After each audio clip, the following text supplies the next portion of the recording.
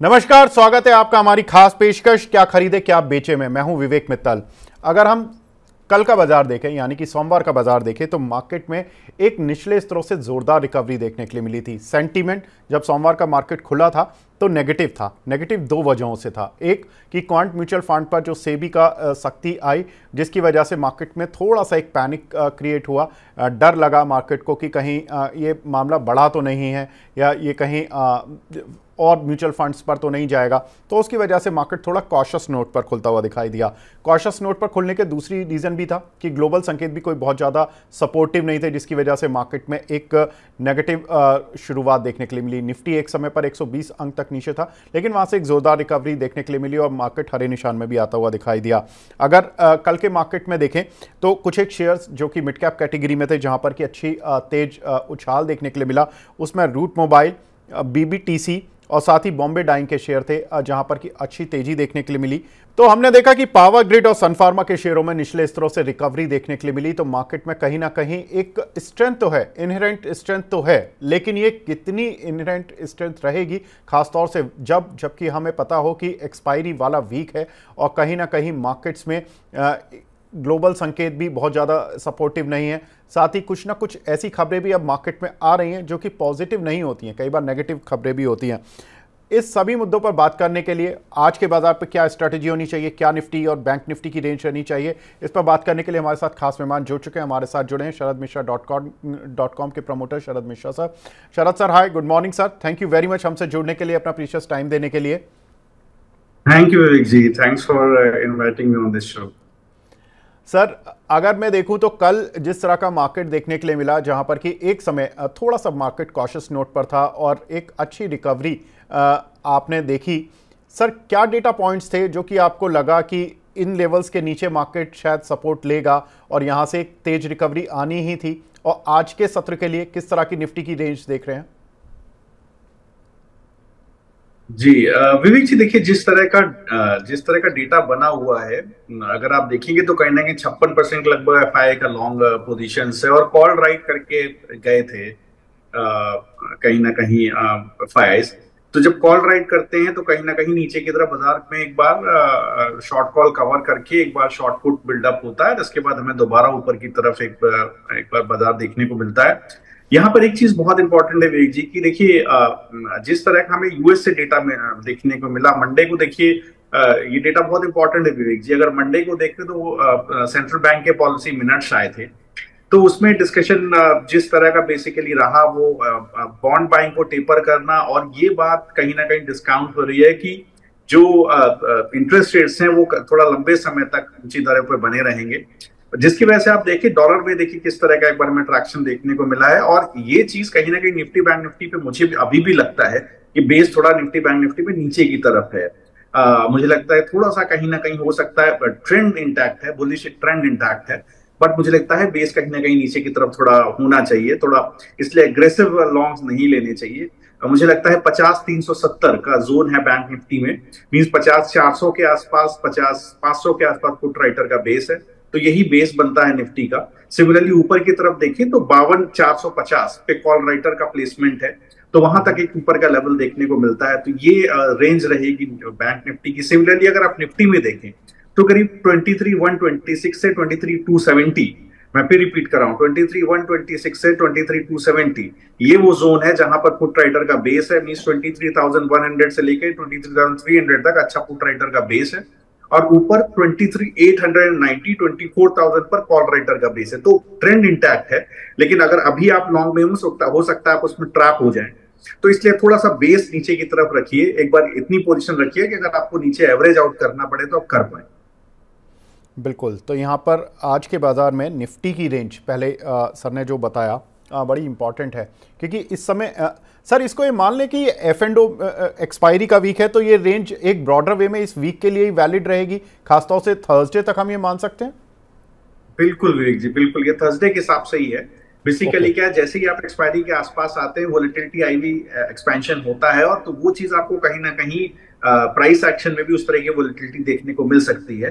तो यहाँ पर इसीलिए 23,126 से 23,870 का जोन निफ्टी का, और बैंक निफ्टी का मुझे लगता है 50,370, 5370 से 52,480 का जोन जो है मुझे बैंक निफ्टी के अंदर दिखता है। बिल्कुल। तो आज के बाजार में निफ्टी की रेंज एक बार ग्राफिक्स की फॉर्म में भी देख लेते हैं कि क्या सर ने जो बताए हैं कि कौन सी निफ्टी की रेंज है जो सर ने बताई है कि रहनी चाहिए।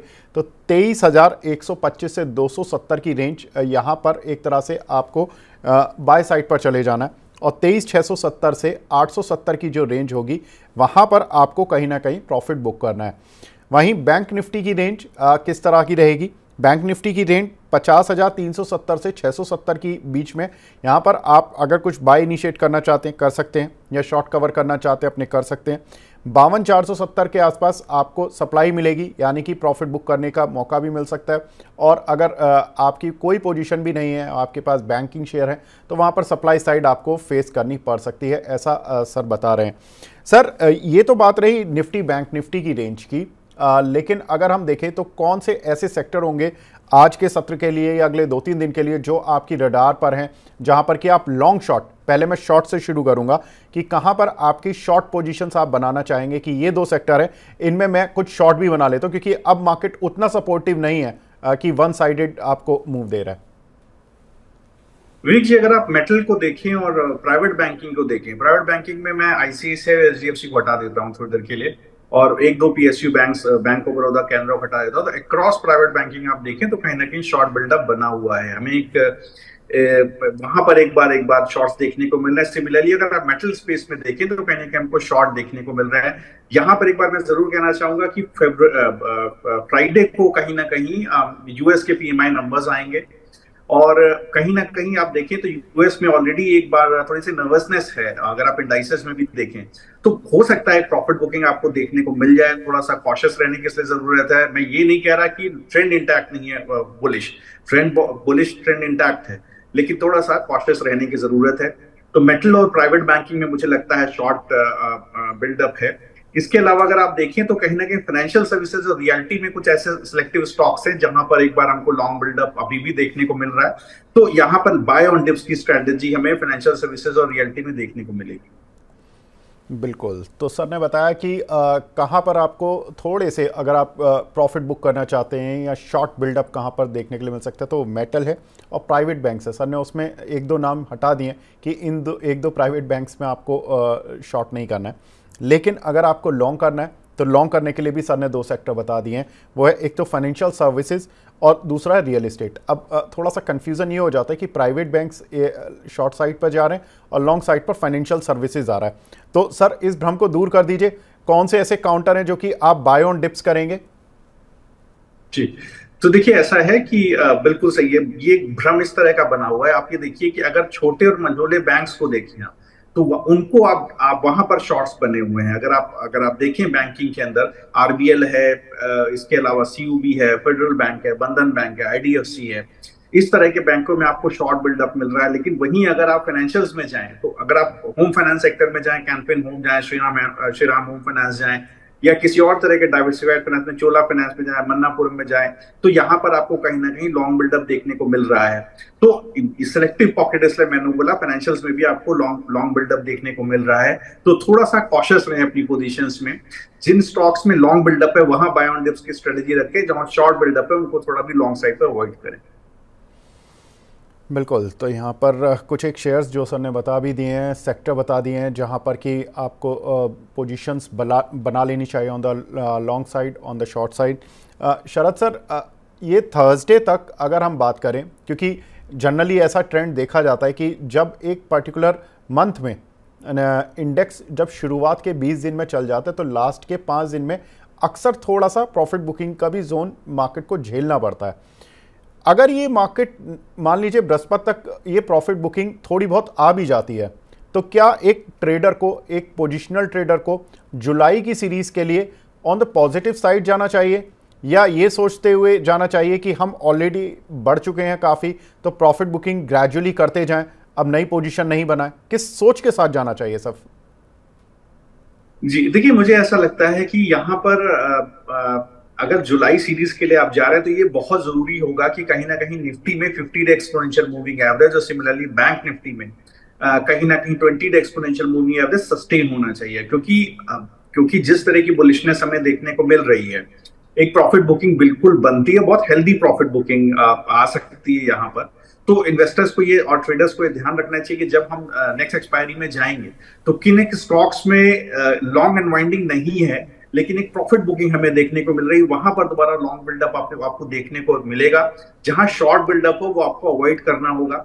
और निफ्टी और बैंक निफ्टी में बहुत क्रुशियल है कि किसी भी हालत में बैंक निफ्टी के अंदर 49,000 का लेवल नहीं टूटना चाहिए किसी भी तरह की क्राइसिस में। सिमिलरली आप निफ्टी में देखें तो जो इस वक्त प्राइस एक्शन है उसके हिसाब से 22,680 का लेवल नहीं टूटना चाहिए।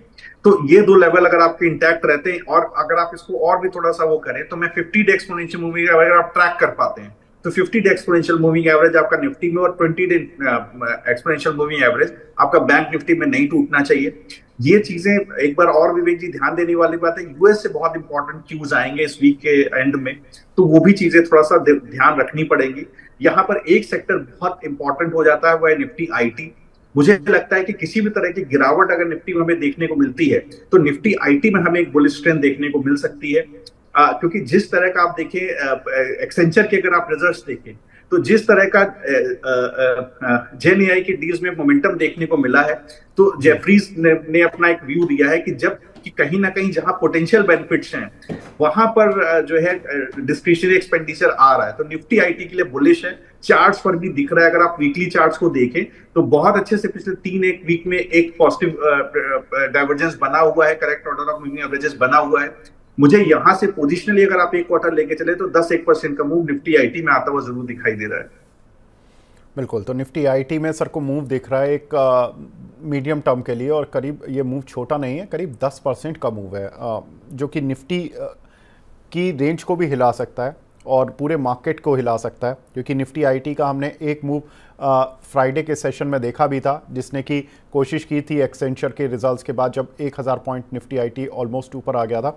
उस समय ब्रॉडर मार्केट में सेलिंग थी, लेकिन कहीं ना कहीं जो ओवरऑल निफ्टी या आप इंडेक्स देख रहे थे तो उसमें सेलिंग नहीं दिख रही थी क्योंकि वो 1000 पॉइंट आईटी निफ्टी ही फ्यूल दे रहा था। तो ये बड़ा इंटरेस्टिंग फैक्ट बताया। शरद सर, आपका कुछ डिस्क्लेमर है सर? जी विवेक जी, हो सकता है कि सिलेक्टिव निफ्टी काउंटर्स में हमारी निफ्टी के काउंटर्स में एफएनओ स्पेस में हमारी पोजीशंस हो। सिमिलरली निफ्टी आईटी के भी काउंटर्स में हमारी लॉन्ग और शॉर्ट पोजीशंस हो सकती हैं। बिल्कुल। शरद सर, बहुत बहुत शुक्रिया सर हमसे जुड़ने के लिए। आपसे बहुत कुछ सीखने के लिए मिलता है, खासतौर से आपकी जो एफ&ओ डेटा को लेकर जो आपका एक एनालिटिकल व्यू होता है और जो डेटा पॉइंट्स होते हैं वो बहुत काम आते हैं दर्शकों के, और बहुत सारे हमारे कॉल भी आते हैं और लोग बताते हैं कि आपका जो एक डेटा एनालिसिस है इन एफ&ओ सेगमेंट वो बहुत स्ट्रांग है। Thank you very much sir हमसे जुड़ने के लिए। Thank you ji, thanks for inviting me on the show. हाँ, प्लेजर सर।